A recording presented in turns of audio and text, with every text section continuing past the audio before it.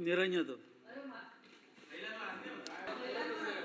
सभापती महोदय, पाण्यासारखी अन्याय आपण या प्रश्नाला न्याय देऊ ताई. मंत्री महोदयाने अन्याय केला महिलांवर. सभापती महोदय, पाण्यासारखी एक मूलभूत गरज नागरिकांच्या दैनंदिन जीवनाशी, आरोग्याशी, आर्थिक खर्चाशी आणि शहराच्या विकासाच्या टिकाऊपणाशी जोडलेला आहे. नागरिक कर भरतात, परंतु त्यांना पाणी मिळण्यासाठी टँकरवर अवलंबून राहावं लागतं. सभापती महोदय, ही अतिशय गंभीर प्रशासकीय आणि नागरी अपयश आहे, हे आपण सगळ्यांनी मान्य केलं पाहिजे. या परिस्थितीत उपलब्ध पाण्याचा प्रत्येक थेंब हा आणि खर्च झालेला प्रत्येक रुपया याचा हिशोब खरं तर नागरिकांना भेटण्याच्या दृष्टिकोनाने प्रशासनाने काम केलं पाहिजे. माझा सभापती महोदय स्पेसिफिक प्रश्न हा आहे की माननीय मंत्री महोदयांना आणि प्रशासनाला की सामंत साहेब या विषयाला उत्तर देत असताना की MMR म्हणून आपण या सर्व महानगरपालिकेंना एक स्वतंत्र तृतीय पक्ष जललेखा तातडीने करावा. म्हणजे आपलं वॉटर ऑडिट करण्याच्या संदर्भातलं, त्याचबरोबर टँकरची जी व्यवस्था आहे त्याची परीक्षण आपण करावी. कारण किती टँकर्स महानगरपालिकेचे अधिकृत आहेत.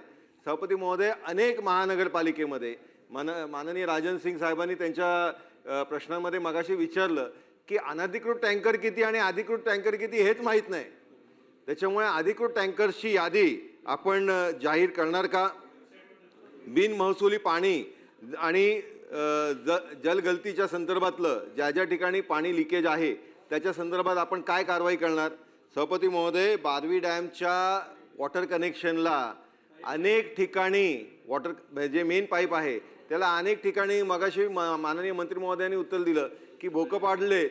तसंच बारवी डॅमच्या याला भोकं पाडले आणि त्याच्यावरती कार सर्व्हिस सेंटर्सचं काम चालू आहे.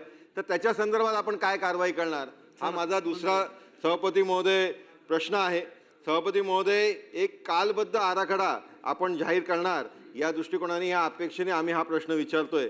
त्याच्यामुळे परत एकदा हा प्रश्न विचारतो की आपण थर्ड पार्टी या वॉटर ऑडिटच्या संदर्भातली कारवाई हे करणार का?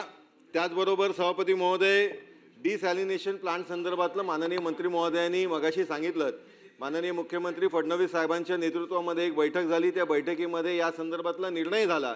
तो निर्णय निश्चितपणे स्वागतार्ह आहे.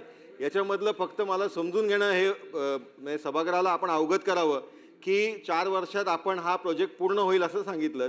पण या डिसॅलिनेशन प्लांटमधनं जे पाणी येणार आहे ते पाणी कुठल्या महानगरपालिकेला किती MLD हे देण्याच्या संदर्भातलं नियोजन आपण केलं आहे का?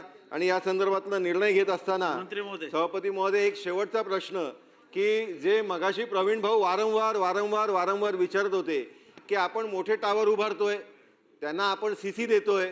मग हे CC देताना आपल्याला पहिलेपासनं पाण्याचा आढावा नव्हता का की एवढी घरं, एवढी फ्लॅट्स, एवढे युनिट येणार आहेत, एवढे नागरिक येणार आहेत, तर यांना आपण पाणी देऊ शकतो का?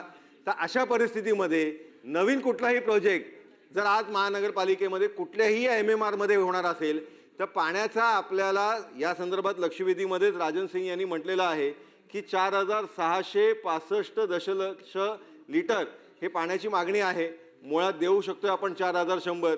तर आपण नवीन कुठल्याही प्रोजेक्टला CC न देण्याचे आदेश MMR मधल्या सगळ्या महानगरपालिकेला देणार का? थोड्याबाबत जी भूमिका या ठिकाणी मांडली. मगाशीच सांगितलं की माधव चित्रे समितीने जे काही पर्याय सुचवलेले आहेत त्याची अंमलबजावणी करण्याचा निर्णय शासनाने आणि महानगरपालिकेने घेतला.